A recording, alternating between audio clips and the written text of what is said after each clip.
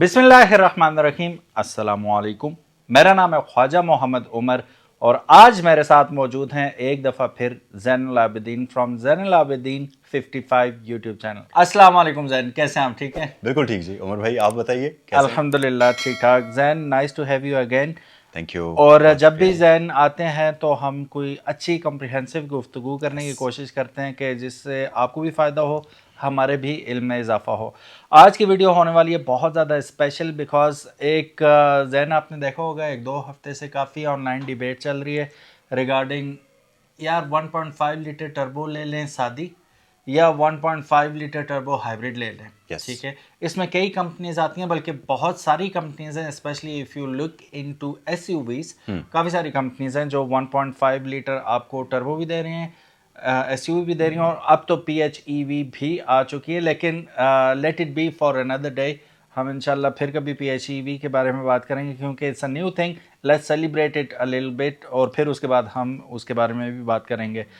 अभी दोनों गाड़ियां बहुत अच्छी हैं जैन, आप जानते हैं अच्छी तरह के। सबसे पहले तो आई 1.5 लीटर टर्बो आई है exactly. फिर उसके बाद हाइब्रिड आई, तो फिर कंपैरिजन एक जंग शुरू हो गई कि कौन सी अच्छी है कौन सी बुरी। और लेटेस्ट कुछ दिनों में तो बहुत ज़्यादा ये बहस आ रही है इस वक्त ऑनलाइन। तो सबसे पहले हम प्रोज के बारे में बात कर लेते हैं और 1.5 लीटर टर्बो यानी कि सादी गाड़ी के बारे में हम बात करते हैं। What are the pros and what are the cons. Cons हम लेटर ऑन डिस्कस करेंगे। तो ball is in your court, कहाँ से आप स्टार्ट करेंगे और प्रोज में सबसे पहली चीज़ जो मद्देनज़र हम रखेंगे वो क्या होगी? जी उमर भाई, थैंक यू सो मच अपने चैनल पर इनवाइट करने के लिए। और प्रोज की अगर बात करते चलें तो सबसे बड़ा जो पहला फ़ायदा है वो है कि आपको प्राइस में बचत हो जाती है। ठीक है, क्योंकि जो हाइब्रिड एसयूवी है वो 1.5 टर्बो जितनी भी आ रही हैं उनसे प्राइस में कोई 1 मिलियन ज़्यादा है, कोई 1.5 ज़्यादा है और कोई 2 मिलियन के करीब भी प्राइस में ज़्यादा है।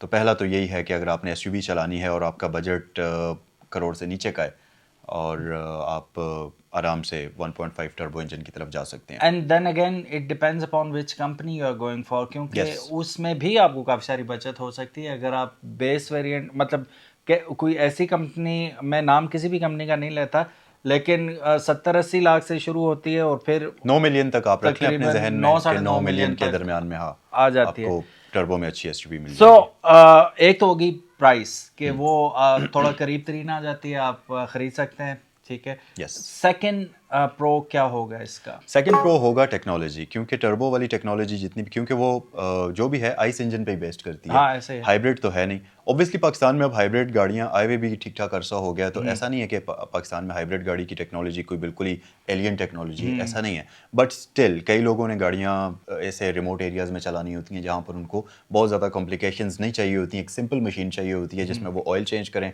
ट्यून करें उसके इंजन को और पेट्रोल डालें और चलाएं।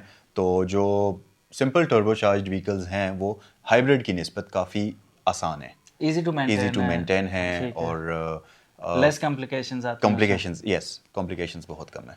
ठीक है। और लेकिन वो आपको एडहांस फीचर की बात कर लें या कोई और ऐसे जितने भी फीचर्स हैं वो सब इसमें भी मिलते हैं। ऑब्वियसली दोनों गाड़ियों में तकरीबन सेम ही है, कोई बड़ा डिफरेंस नहीं है। ठीक है उमर भाई, मुझे तो ये दो चीज़ें समझ आ रही हैं। आप बताइए आपको क्या, अगर आप को से कोई कहे कि यार 1.5 टर्बो सिंपल पेट्रोल वाली एसयूवी लें तो आप क्या खूबी होगी एक जिसकी वजह से आप लेंगे?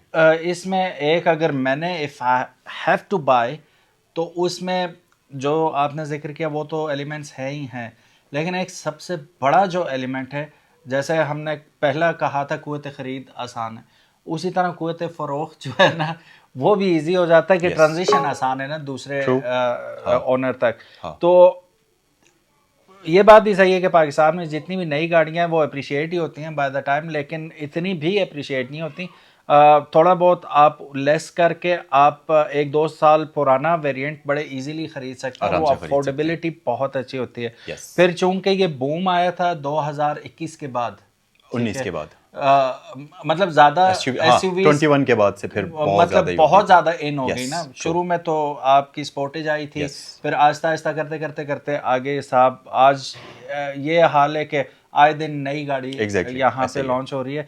तो इसमें अब लोग यूज्ड टू हो चुके हैं और रीसेल एक ऐसी चीज है कि अब एक्सेप्टेबिलिटी आ चुकी है इसकी। एग्जैक्टली, तो एसयूवीज लोग पसंद करते हैं एग्जैक्टली रीसेल करना बहुत इजी हो गया। True, ठीक है, तो एक ये इसका बड़ा प्रो है कि आप जो आपकी according to me what I think कि आपकी जो नॉर्मल गाड़ी है जो कि हाइब्रिड नहीं है वो इजीली सेल भी हो जाती है, और सेल होने की आसान और वाज़ेह वजह उसकी प्राइस में बहुत ज़्यादा कमी है कंपैरेटिवली। आप अगर मार्केट में जाते हैं एक एसयूवी लेने जो कि सादी एसयूवी है कंपेयर टू हाइब्रिड, तो वो आपको ठीक ठाक फ़र्क मिलता है। ठीक है, फिर उसके बाद दूसरी बात बंदा ये सोचता है कि यार जितने पैसे मैं इन्वेस्ट करूँगा हाइब्रिड के ऊपर वो पता नहीं कितने अरसे बाद जाके मुझे वो बचत रिटर्न करेगी, मैं एडवांस में इतने ज़्यादा पैसे दे रहा हूँ, तो उस अक्ल का तकाजा ये है कि यार मैं सादी ही ले लूँ। एग्जैक्टली ये जो आपने अभी बात की है, कुछ अरसा पहले मुझे एक साहब ने मैसेज किया, इंस्टाग्राम पे डीएम किया और उन्होंने मुझे ये कहा कि मुझे बताइए मैं हाइब्रिड गाड़ी लूँ या मैं नॉन हाइब्रिड लूँ, मैं कंफ्यूज हूँ तो मुझे गाइड करें। तो उनसे मैंने सबसे पहला क्वेश्चन ये पूछा था कि आप मुझे ये बताइए आपकी डेली गाड़ी चलती कितने किलोमीटर्स है। तो उन्होंने मुझे बताया कि 10 किलोमीटर से भी कम चलती है। अच्छा। हाँ, अच्छा। तो अब अगर आप ऐसे बंदे हैं कि आपकी गाड़ी 10 किलोमीटर से भी कम चलती है और आप हाइब्रिड ले लें और आप कहें कि यार मैंने बहुत बड़ा ये एक अक्लमंदी का दानिशमंदी का काम किया, तो ये बिल्कुल भी गलत है। क्योंकि अगर आप ऐसे बंदे हैं जिसकी 20 किलोमीटर से कम डेली गाड़ी चलती है, तो फिर आप हाइब्रिड लें या नॉन हाइब्रिड लें, क्या फ़र्क पड़ता है? हाँ, क्योंकि बचत तो आपकी लॉन्ग रन में पता नहीं कितने एग्जैक्टली डेकेड्स लग जाएंगे वो यस कवर करने में, तो यस वो एक सेन आपको लगता नहीं है। हाँ, आपने फ्लेक्स करना है या आपने कुछ इस तरह, हाँ फिर आप ले लें, आपका पैसा आपकी मर्जी, लेकिन यस, लॉजिकली लेना बेवकूफ़ी है ऐसे थोड़ा केस सा। में आप सिंपल पेट्रोल इंजन वाली गाड़ी ले लें। एग्जैक्टली अब अच्छा, आज की वीडियो हम थोड़ा कोशिश करेंगे शॉर्ट ही रखें। अब हम आते हैं डायरेक्ट कॉन्स की तरफ, इसी के फिर हम बढ़ेंगे हाइब्रिड की जानिब। जी, सबसे पहला कॉन क्या होगा जैन आपके नज़दीक एक 1.5 लीटर टर्बो लेने का? अच्छा, ये जो कौन है उमर भाई, ये दो बंदों का डिफरेंट प्रोस्पेक्टिव है। एक ऐसा बंदा जिसने गाड़ी डेली बहुत ज़्यादा चलानी है, तो उसके लिए जो सबसे बड़ा नुकसान ये होगा वो फ्यूल एवरेज होगा। और एक ऐसा बंदा कि जिसने हर रोज़ गाड़ी चलानी तो है, कम गाड़ी चलती है लेकिन उसके गाड़ी में सवारियां ज़्यादा सवार होती हैं, तो उसके लिए सबसे बड़ा कौन पावर का होगा। तो ये दोनों बंदों के लिए और ये भी डिफरेंट है है कि और ये गाड़ी चल कहाँ रही है, चल पहाड़ी कहाँ रही इलाकों है। में रही है तो वो तो ट्रू, ऑब्वियसली ज़्यादा खाएगी। एग्जैक्टली, ठीक है, ट्रू, मैदानी इलाकों में तो वैसे भी कम खाएगी। यस। तो ये है जी सबसे बड़ा कि एक साइड पर फ्यूल एवरेज और दूसरी साइड पर पावर की कमी। ठीक है, दूसरा बड़ा कौन आप क्या देखेंगे? नॉन हाइब्रिड गाड़ियों में दूसरा बड़ा कौन जो मुझे नज़र आता है वो ये है कि क्योंकि हाइब्रिड गाड़ियों में नॉन टर्बोचार्ज्ड इंजन्स होते हैं, ठीक और है। जो ये टर्बो वाले इंजन्स हैं, वैसे तो कंपनीज कहती हैं कि हमने अपने हिसाब से इनको हर तरह से टेस्ट किया हुआ है और नो डाउट कि वो टेस्टेड होते भी हैं, लेकिन क्योंकि पाकिस्तान में फ्यूल की क्वालिटीज़ आपको पता ही है कि हर जगह पर एक जैसी नहीं है। शहरों में अच्छा फ्यूल मिल जाता है। अब लास्ट टाइम मैं ये जो स्कर्दू के ट्रिप पर गया हुआ था, तो नॉर्थ में मुझे कहीं भी हाई ऑक्टेन नहीं मिला। सही, ये एक इशू होता है। नारायण से आगे आपको हाई ऑक्टेन मिलता ही नहीं है। तो फिर आप अगर 1 करोड़ रुपए की गाड़ी लेकर उसमें आपको अगर आप नॉर्मल फ्यूल डालते हैं, तो देखें इस नॉर्मल ये भी नहीं, वो नॉर्मल भी नहीं वो होता। उससे भी नॉर्मल हाँ, होता है। वो एग्जैक्टली, अजीब सी क्वालिटी होती है। यस। तो फिर आपको यही डर लगा रहता है कि अब आपके इंजन से नॉकिंग आई है, नॉकिंग आई। और एक मिसाल हमारे म्यूचुअल दोस्त हैं फैसल, उन्होंने बताया था कि इस्लामाबाद से ऑडी आई थी एक, यहाँ से नॉर्मल पेट्रोल डलवा के थोड़ा सा भी आगे नहीं गए थे तो वो इंजन उनका धर्म बरम हो गया सारा हाँ। उसका। तो यस, ये मसाइल आपको डेफिनेटली आपको सामना करना पड़ता ट्रू, है इनका अगर आप चला रहे हैं सादी गाड़ी। यस, अच्छा, इसमें एक और बड़ा नुकसान इस गाड़ी को रखने का जो मेरे नज़दीक है, क्योंकि पहले ये नुकसान लगता नहीं था, अब लगता है क्योंकि हाइब्रिड आ चुकी है। अब ये है कि आप चाहे हाईवे पे चला रहे हो चाहे आप लोकल चला रहे हो, फ्यूल आपका एक तो आपको हाई ऑक्टेन ही चाहिए। हायर कंप्रेशन इंजन जितने भी होते हैं उसमें आपको अच्छा ऑक्टेन, हाई ऑक्टेन चाहिए ही चाहिए फ्यूल। अब हाई ऑक्टेन देखें, अब इतनी बड़ी गाड़ी है, मैं आपको कंपनी का नाम नहीं बताता, वो गाड़ी थी हमारे पास यहाँ पे, और वो मानसेरा के अंदर तकरीबन 6-7 किलोमीटर जाना होता था, 6-7 किलोमीटर आना होता था। मालिक रोया नहीं था तो बचा कुछ भी नहीं था। बाकायदा वो क्या बता रहा था, ठीक है, वो लड़के का नाम भी नहीं लेता कि वो वीडियोस ऑलरेडी पड़ी हुई हैं हमारे चैनल पे। आप यकीन नहीं करेंगे, 1.5 लीटर गाड़ी थी, ठीक है, टर्बो, 4 की एवरेज दे रही थी। अब ये इसका अकेला गवाह मैं नहीं हूँ, जैन के सामने भी थी Exactly. ये बात। उन्होंने क्या कहा था, 4 to 5 की एवरेज उनकी गाड़ी दे तो रही वो थी। क्या हालत थी उनकी। Yes true. ठीक है, फिर उन्होंने सेल आउट करके हाइब्रिड ले ली। सो ये नुकसान आपको झेलना पड़ेगा, ठीक है। और फिर स्पेशली मोटरवे पे भी अगर आप हैवी फुट से चलाते हैं तो वो फूकेगी पेट्रोल, वो वाह फूकती है पेट्रोल।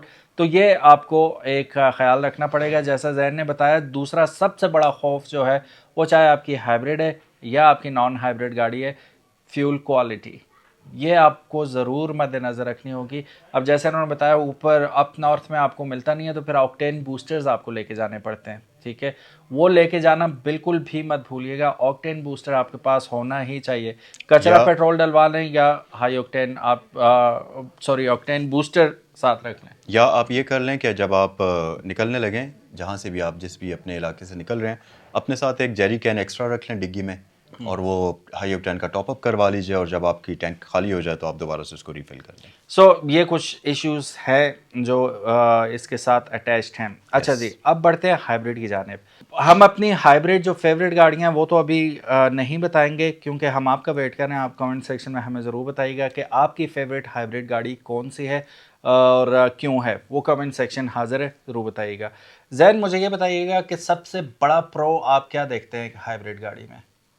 सबसे बड़ा प्रो वैसे तो फ्यूल एवरेज ही है, हर बंदे को पता है।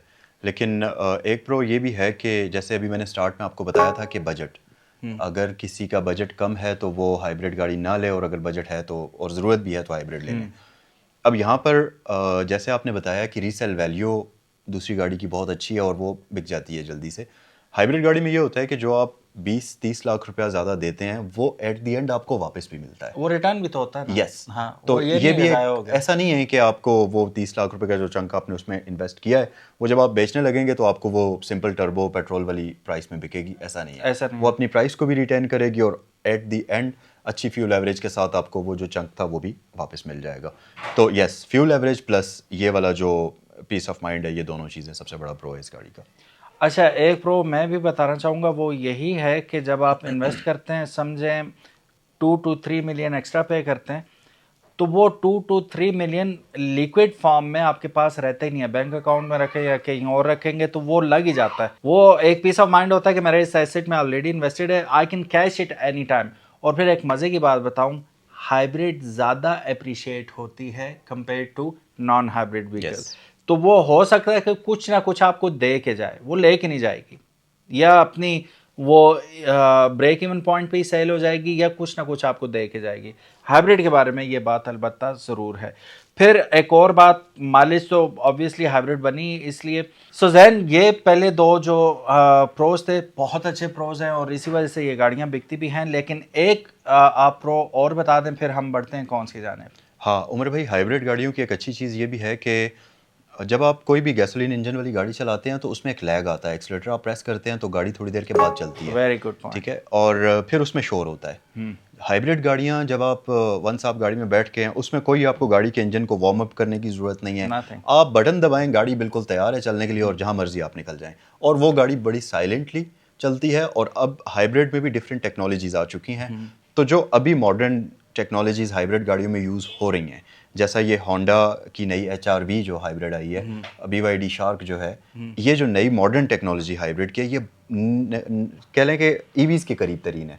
और तकरीबन आपको EVs वाला एक्सपीरियंस मिलता है। गाड़ी बड़ी स्मूथली चलती है, आप एक्सीलरेटर प्रेस करें और इंस्टेंट टॉर्क आपको फील होता है। हॉर्स पावर फिगर ज़्यादा है, टॉर्क ज़्यादा है नॉर्मल गाड़ी से। एग्जैक्टली। हाँ। तो ये एक ऐसी चीज़ है जिसको आपने, ऑब्वियसली नई चीज़ है, जब आप एक्सपीरियंस करेंगे तो आपको लगेगा कि यार ये बहुत मज़े की चीज़ है। ये एक बिल्कुल ही, क्योंकि डिफरेंट एक्सपीरियंस आप देखेंगे इस गाड़ी में।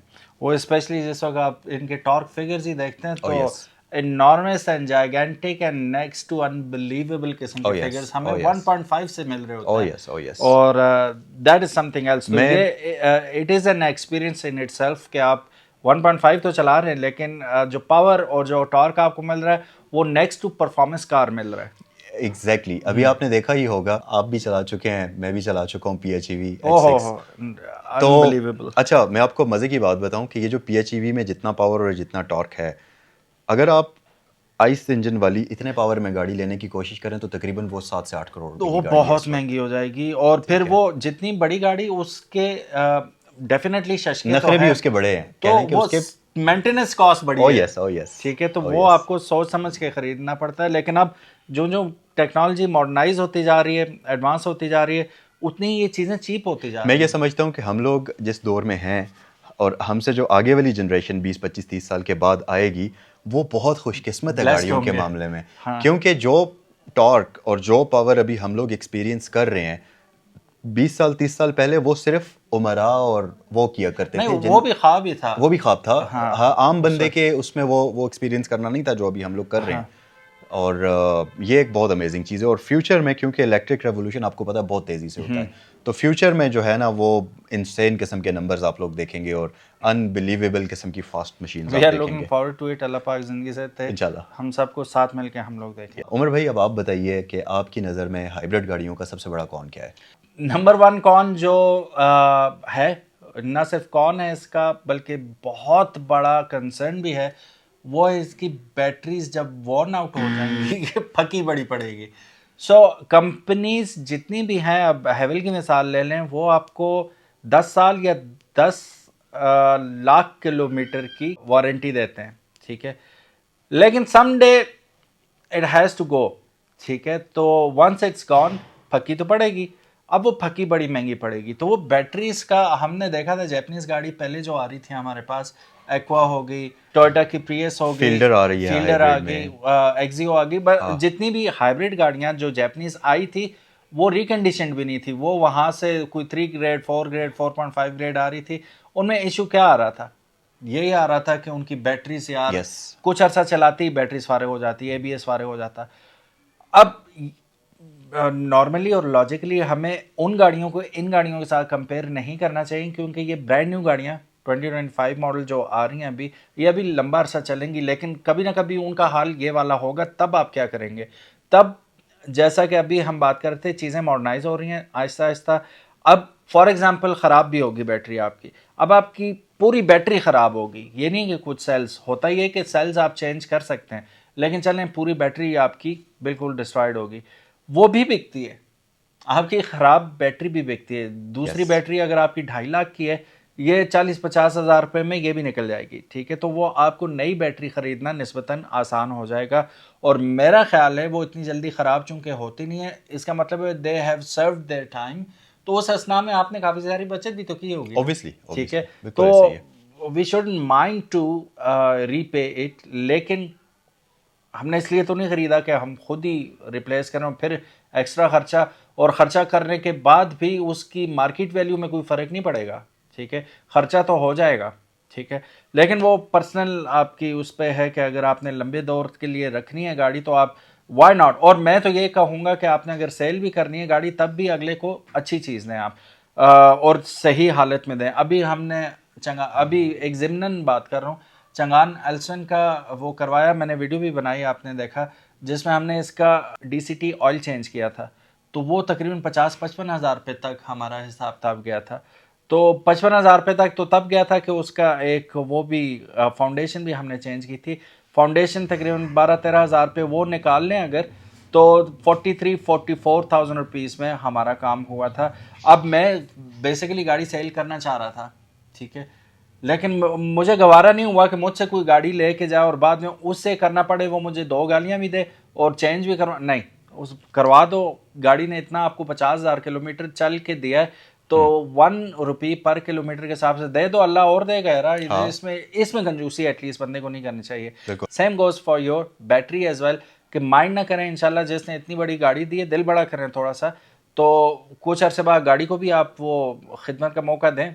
ठीक है, गाड़ी की खिदमत करें आप लोग, इट्स ऑल राइट, कुछ भी नहीं होता, बैटरी चेंज हो जाती है। ये मेरा पर्सनल है, आप लोगों का क्या ख्याल है कमेंट सेक्शन में ज़रूर बताइएगा। जल्दी जल्दी रैप अप करते हैं। एक ऑन आप बताइएगा जैन के, हमारे पास हाइब्रिड गाड़ी का सेकंड बिगेस्ट कौन सा है? बैटरी की तो हमने बात कर ली, वॉर्न आउट हो जाती है, लेकिन वो रिप्लेस एक दिन में रिप्लेस भी हो जाती है, it doesn't really matter, cash होनी चाहिए पास। दूसरा कौन आपके नज़दीक क्या है? जी, दूसरा कौन उमर भाई थोड़ा सा डराने वाला है जो मैं बताना चाहता हूँ। वो ये है कि जैसे जैसे टेक्नोलॉजी एडवांस होती जा रही है, वैसे वैसे इसकी जो इलेक्ट्रिकल कोर कंपोनेंट्स हैं वो भी एडवांस होते जा रहे हैं, मॉडर्न होते जा रहे हैं।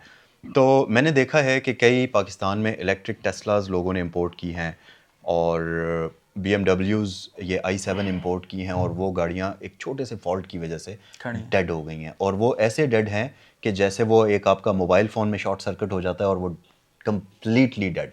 आइस इंजन वाली गाड़ी का तो ये है कि आपको पता होता है कि यार इंजन की क्रैंक्स ख़राब हो गई हैं, क्रैंक चेंज करा लो, हाँ, कुछ पिस्टन भी चेंज हो करा गया। लो, कुछ भी। हाँ। तो डायग्नोस्टिक सिस्टम जो है वो उसका चलो बंदे को पता होता है, लेकिन इलेक्ट्रिकल्स में ये बड़ा मसला है कि कोई बड़ा मेजर इलेक्ट्रिकल शॉर्ट सर्किट या कोई फॉल्ट होगा तो वो पूरी गाड़ी हमेशा के लिए आपकी उस वक्त तक चलेगी नहीं जब तक वो सॉल्व नहीं होगा। अब आपका कहने का मतलब ये है कि अगर हाइब्रिड सिस्टम खराब हुआ, कुछ भी हो गया उसमें पूरी पूरा फकी है, बहुत बड़ी फकी है ना, मतलब ये भी आप कह लें कि एक पूरा एक इलेक्ट्रिकल एक्चुएटर होता है जो कि हाई पावर वाला करंट और लो पावर वाला करंट मैनेज कर रहा होता है। तो बहुत सारे मसले हो सकते हैं, आप पानी में भी चलाते हैं गाड़ियों को, यू नेवर नो, चलानी पड़ जाती है, या चलानी हालात पड़ ऐसे जाती है, बारिशें होनी यू ऐसी। Never know. वैसे तो वो सील्ड होता है लेकिन बुरे वक्त का पता नहीं चलता। तो अगर ऐसा कोई मसला हो जाता है तो मुझे ये लगता है कि ये सबसे बड़ा प्रॉब्लमेटिक होगा, क्योंकि वो गाड़ी चलेगी ही नहीं, वो कंप्यूटर ही उसका नहीं ऑन होगा, तो वो फिर बहुत मसला है।